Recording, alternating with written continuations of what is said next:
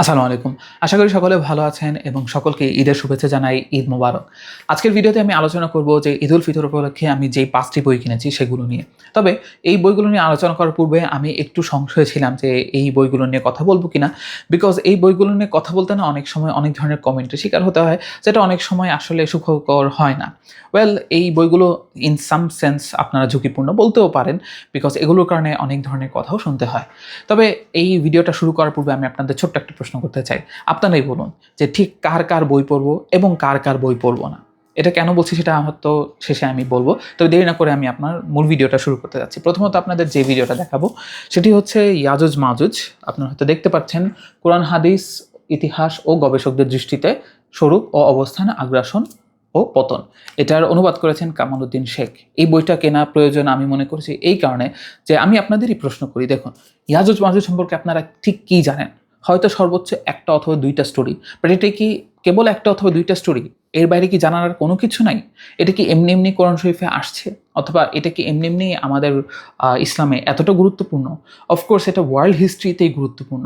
Even এটা খ্রিস্টান ধর্মেও আছে, যে গগ ম্যাগগ বলে থাকে আর কি। সো এটার হিস্ট্রিক্যাল ইম্পর্টেন্স কী এবং এটা এখনও কেন জরুরি এই বিষয়টা নিয়ে পড়াশোনা করা, আমি মনে করি সেক্ষেত্রে এই বইটা একটা দারুণ উত্তর দিতে পারে। এই বইটা কেনার পরিকল্পনা আমার অনেক আগে থেকে ছিল, বাট শেষ পর্যন্ত আমি কিনে ফেলেছি আর কি। এটা পড়ে আমি হয়তো ফাইনাল কমেন্ট করতে পারবো যে এই বইগুলোতে অর্থাৎ এই বইটাতে এক্স্যাক্টলি কী কী বিষয় নিয়ে আলোচনা করা হচ্ছে। বাট আমি যতটুকু সূচিপত্র পড়েছি আমি মনে করি যে এই বইটা আমাকে ডিসঅ্যাপয়েন্ট করতে যাচ্ছে না। এটা বলে রাখা ভালো যে আমি বইগুলো যে এখনই আপনাদের সাজেস্ট করছি বিষয়টা মোটেও এরকম না, বরং আমি বলতে চেষ্টা করছি যে এইটা হচ্ছে আমার রিডিং লিস্ট এবং হ্যাঁ, আমি এই ডাইমেনশনগুলো এক্সপ্লোর করতে যাচ্ছি, বিকজ এখানে অনেক কিছুই জানার আছে, অনেক কিছু শেখার আছে। দেন আমি আপনাদেরকে যে বইটি দেখাতে চাচ্ছি সেটা হচ্ছে মুবাশশিরিন।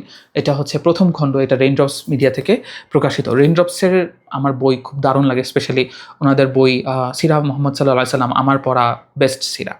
সো এই বইটা কিনেছি কারণ এই বইটিতে হচ্ছে নবী আলাইহিস সালামদের জীবনী, অর্থাৎ ওনাদের জীবন নিয়ে যে অথেন্টিক সোর্স থেকে আমি জানতে পারি। আমি যখন খুব ছোট ছিলাম তখন হচ্ছে মুকসিদুল মুমিনিন একটা বই ছিল আর কি, তো সেখান থেকে আমি নবী আলাইহিস সালাম, রাসূল সাল্লাল্লাহু আলাইহি ওয়াসাল্লামের যে জীবনী সেটাও একটু পড়ার চেষ্টা করেছি। এবং পরে বড় হয়ে যখন আরও বই এক্সপ্লোর করেছি আমি একটা জিনিস রিয়ালাইজ করতে পেরেছি যে এই বই অথবা এরকম টাইপের যে বইগুলো রয়েছে অনেক ক্ষেত্রে খুবই অনির্ভরযোগ্য সূত্র থেকে নবী আলাইহিস সালাম আর রাসূল সাল্লাল্লাহু আলাইহি ওয়াসাল্লাম ওনার যে জীবনী এই জিনিসগুলো নিয়ে মানে তথ্য দেওয়া হয়। সো এগুলো অনেক ক্ষেত্রে হয়তো শুনতে আপনার ভালো লাগবে, কিন্তু যদি এটা ফলস হয় অর্থাৎ অনির্ভরযোগ্য হয় তাহলে সেটা অবশ্যই আমি মনে করি যে আমাদের বর্জন করতে হবে। তো একটা অথেন্টিক সোর্স থেকে যদি আপনি নবী আলাইহিস সালাম, রাসূল সাল্লাল্লাহু আলাইহি ওয়াসাল্লাম ওনাদের বইগুলো এক্সপ্লোর করতে চান তাহলে আমি বলব যে এই বইটা আপনাদের লিস্টে থাকতে পারে। খুব সুন্দর, আমার কাছে কাভারটা খুব সুন্দর লেগেছে অ্যান্ড আমি মনে করি যে এটা আমাকে মোটেও ডিসঅ্যাপয়েন্ট করবে না। দেন আমি আপনাদেরকে যে বইটি দেখাতে যাচ্ছি সেটা হচ্ছে the bell jar. I think কাভারটা খুবই সুন্দর এবং এটা লিখেছেন সিলভিয়া প্লাথ। সো যারা ইংলিশ লিটারেচার পড়াশোনা করছেন তাদের জন্য সিলভিয়া প্লাথ খুবই অপরিচিত একজন পার্সন না। অ্যান্ড আমিও as a student of English literature আমার ওনার কবিতা খুবই ইন্টারেস্টিং লেগেছে, বিশেষ করে ওনার যে কবিতার স্টাইল, ফর্ম অ্যান্ড অফকোর্স যে মেটাফোরগুলো উনি ইউজ করেছেন, যেটা হলোকস্ট মেটাফোর বলে আর কি। সো এগুলো আমি মনে করি খুবই ইম্পর্টেন্ট অ্যান্ড এটা হচ্ছে গিয়ে সেমি অটোবায়োগ্রাফিক্যাল নভেল। সো আপনারা যদি এই অথরকে নিয়ে একটু সার্চ করেন তখন আপনারা হয়তো দেখবেন যে উনি ফেমিনিস্ট অর্থ নেন। আমাকে প্রশ্ন করবেন যে ভাই আপনি কি ফেমিনিজমকে প্রমোট করছেন? বিষয়টা মোটেও এরকম না। এটা তো এক্সিস্ট করে, এই ডিসকোর্সটা এক্সিস্ট করে অ্যান্ড আই থিঙ্ক আমি অ্যাজ এ রিডার, আমি অ্যাজ এ নলেজ সিকার আমার এই ডাইমেনশনটা এক্সপ্লোর করা উচিত। যদি এটার ভালো কিছু থাকে তাহলে সেই জিনিসটা নিয়ে আলোচনা করা উচিত। যদি এটার এমন বিষয় থাকে যেটা আমার ক্রিটিসাইজ করতে হবে সেটাও আমার কিন্তু কনস্ট্রাকটিভলি ক্রিটিসাইজ করতে হবে। কিন্তু আমি যদি ভাবি যে না এই বইটা যেহেতু একজন ফেমিনিস্ট লিখেছে আমি বাদ দিয়ে দিব, এইটা আসলে আমি মনে করি না একটা বুদ্ধিমান অ্যাপ্রোচ হতে পারে আর কি। সো এই বইটা আমি এক্সপ্লোর করবো, একটা ক্লিনিক্যাল ডিপ্রেশন নিয়ে সেমি অটোবায়োগ্রাফিক্যাল একটা নভেল। আমি আপাতত এতটুকুই বলে রাখি, এস্থার গ্রিনউড। সো আমার এটা পড়তে হবে, পড়ার পরে হয়তো আমি আপনাদের কাছে একটা ফাইনাল কমেন্ট করতে পারবো আর কি। দেন আমি যে বইটা আপনাদের দেখাতে চাচ্ছি সেটা আমি বাংলাদেশে পর্যন্ত দেখিনি যে এই বইটা নিয়ে আসলে আরও রকম আলোচনা হয়েছে। সেটা হচ্ছে যে সোফিয়া রহমানের অনুবাদ করা gendering the hadith tradition, recentering the authority of Ayesha রাদিয়াল্লাহু তাআলা আনহা, মাদার অফ দ্য বিলিভার্স। তো এই বইটি কী নিয়ে? দেখুন, আয়েশা রাদিয়াল্লাহু তাআলা আনহা নিয়ে যেই ধরনের আলোচনা সাধারণত ইসলাম বিদ্বেষীরা করে থাকে এবং বাংলাদেশের একটা মূল অংশই দেখা যাচ্ছে ওই ইসলাম বিদ্বেষী জবাবগুলো দিতেই ব্যস্ত থাকেন আর কি। অথচ আয়েশা রাদিয়াল্লাহু আনহার যে কাজকর্ম অর্থাৎ ওনার নলেজ ট্রেডিশন নিয়ে যে অবদান সেটা হচ্ছে অসামান্য। দেখা যাচ্ছে ওই জবাব দিতে, দিতে এই বিষয়টাতে মনোযোগ দেওয়ার সুযোগ থাকে না। তো এই বইটাতে এই দিকেই মনোযোগ দেওয়া হয়েছে। সে ফর এক্সাম্পল উনি যে হাদিসগুলো বর্ণনা করেছেন অথবা বিভিন্ন সাহাবী রাদিয়াল্লাহু তাআলা ওনাদের যে বিভিন্ন হাদিস রয়েছে সেগুলোতে কিছু যদি ইনকনসিস্টেন্সি থাকে অথবা ত্রুটি থাকে সেই জিনিসগুলো যে মেনশন করেছেন, এইটাতে এই বইয়ে এই বিষয়টা নিয়ে আলোচনা করা হয়েছে। সো এইটা একটা জেন্ডার ডিসকোর্সের মাঝে আনা হয়েছে আরকি, এবং সেটা কতটা অ্যাপ্রোপ্রিয়েট হতে পারে সেটা নিয়ে আপনারা ডিসকাস করতে পারেন আরকি। But before that I need to read this book and of course you need to read this book. And I think আপনাদেরকে এই বইটা একটা খুবই অপরিচিত অথবা আনএক্সপ্লোরড ডাইমেনশনকে হেল্প করতে সাহায্য করে। অফকোর্স ইসলামে এই বিষয়গুলো নিয়ে অনেক কাজ হয়েছে, কিন্তু আমরা এখনও এটাতে যেতে পারি না, কারণ আমাদের যে আলোচনা সেটা একটা নির্দিষ্ট পরিসরে আটকে আছে।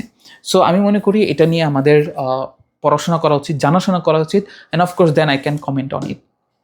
দেন আমি আপনাদের যে বইটি দেখাতে যাচ্ছি সেটা বর্তমান সময়ে খুবই হাইপে আছে বলতে পারেন। মুসলিম বঙ্গ দিন কম ও জমিন, এটা লিখেছেন আসিফ আদনান। সো এটি আসিফ আদনান উনার হচ্ছে ৩য় মৌলিক গ্রন্থ। এর আগেও ২টা বই মোটামুটি খুবই জনপ্রিয়, একটা হচ্ছে চিন্তা অপরাধ, আরেকটা হচ্ছে অবক্ষয়কাল। অ্যান্ড বিটুইন দিস টু হয়তো অনেকে চিন্তা অপরাধটাকে বেশি পছন্দ করেন, বাট আমি অবক্ষয়কালকে আগে এগিয়ে রাখবো। আসিফ আদনান ওনার বই নিয়ে কথা বলতে হলে আমি মনে করি এটাও একটা রিস্কি বিষয়, কারণ অফকোর্স ওনারও কিছু হচ্ছে কনসার্ন আছে, পলিটিক্যাল ডাইমেনশন আছে। এই বিষয়গুলো নিয়ে যখন এই বইগুলো নিয়ে কথা বলতে চাই তখন হচ্ছে আমাকে ওনার সাথে সর্ট অফ টাই করা হবে অথবা আমাকে যুক্ত করা হবে, অ্যাসোসিয়েট করা হবে। বাট আমি এই জিনিসগুলো থেকে আলাদা থাকতেই চাই, বিকজ আমার কাজ হচ্ছে কি একটা বই নিয়ে কথা বলা objectively as I can.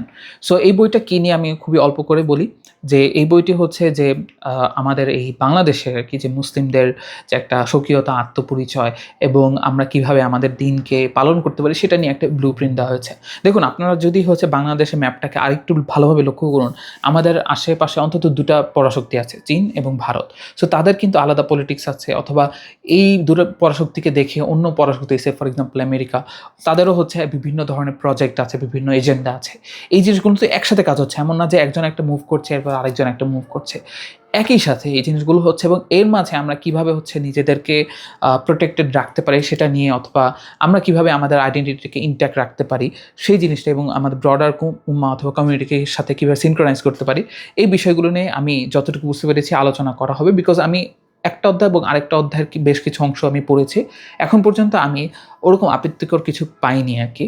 But আমি একটু সন্দেহ আছি এই বইটা নিয়ে আসলে ডিটেলসে আলাপ করবো কিনা, কারণ আমার হচ্ছে যে একটা খুবই অস্বস্তিকর লাগে কি যে একটা বই পড়ছি এবং বই পড়ার সাথে সাথে হচ্ছে গিয়ে বিভিন্ন ধরনের ট্যাগ দেওয়া আছে। কারণ আমার এখানে যে বইগুলো আছে আপনারাই দেখেন আর কি, যে একজন হয়তো ডানপন্থী একজন লেখক, আরেকজন হচ্ছে সিলভিয়া প্লাথ, সর্ট অফ উনি লেফটিস্ট না হলেও উনি ফেমিনিজম আর কি।